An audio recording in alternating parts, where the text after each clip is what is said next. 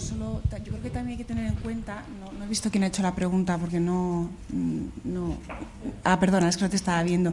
También por el tema de la ley francesa, sé que en Francia hay argumentos que lo que hacen es establecer que esta ley francesa no es contraria a la directiva y se permite esta explotación de una forma comercial, y lo hacen en base al considerando 4, ¿no? El considerando 4 habla que la presente directiva se entiende sin perjuicio de soluciones específicas que desarrollen en los Estados miembros para hacer frente a cuestiones más amplias relacionadas con la digitalización a gran escala, como en el caso de las llamadas obras fuera del circuito comercial.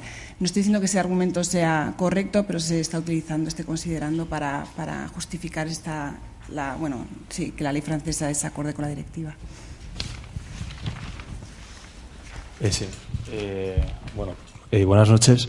Perdón por volver al tema de la búsqueda diligente, pero es que yo al estudiar la directiva es precisamente lo que más ha llamado mi atención, el problema que esto puede ocasionar. Quería hacer 2 preguntas sobre esto.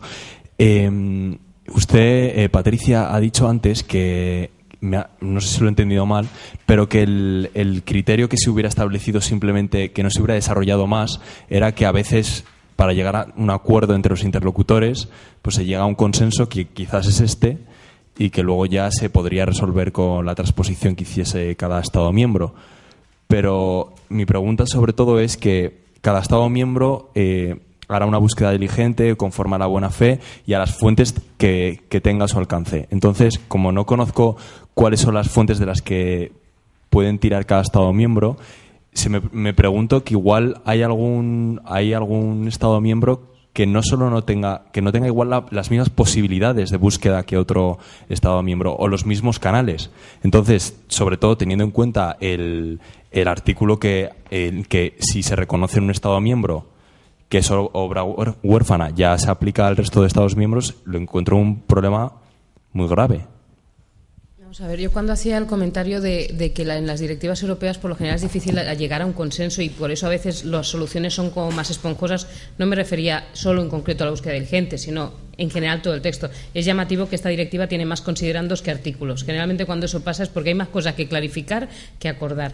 Y de hecho es más interesante leerse los considerandos que los propios artículos. Sobre lo que tú comentas, en el año 2006, creo que fue 2006, se configuró un grupo de expertos donde se incluyó sobre todo gente del mundo de las bibliotecas y la documentación para intentar ponerse de acuerdo respecto a cuándo una búsqueda se considera diligente. Yo reconozco que es complejo crear un procedimiento que permita decir esta es la búsqueda perfecta, porque para empezar todo depende de lo que estés buscando.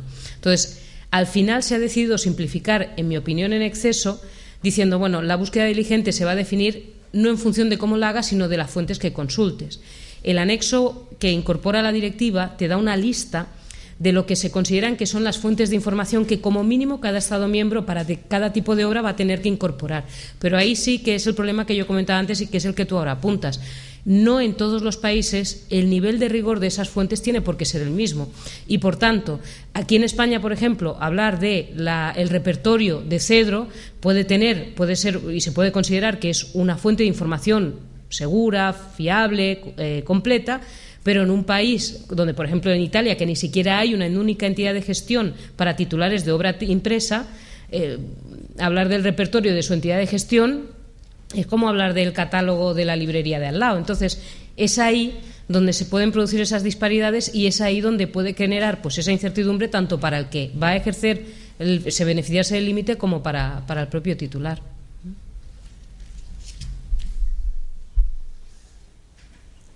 ¿Alguna otra? Sí.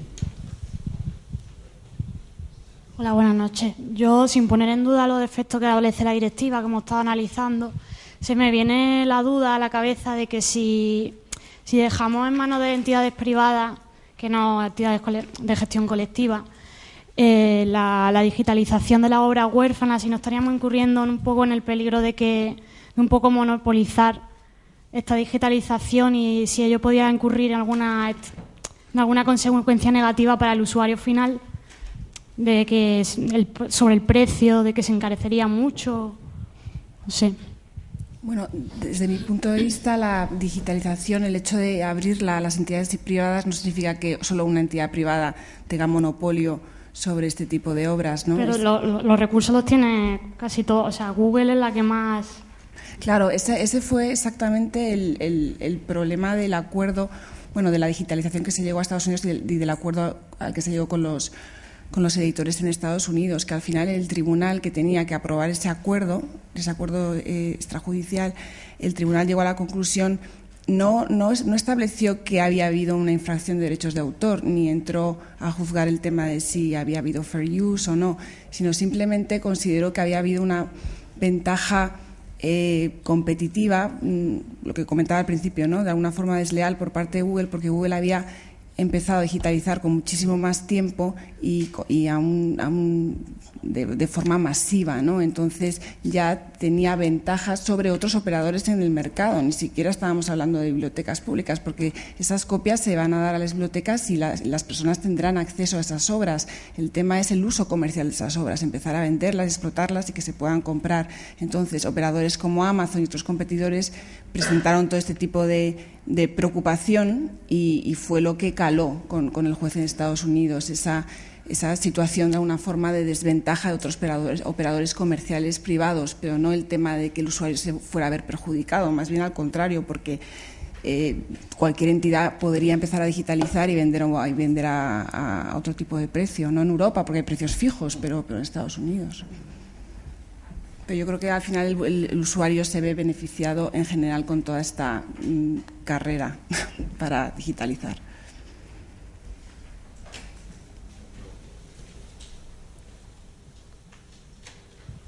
Yo, una última reflexión.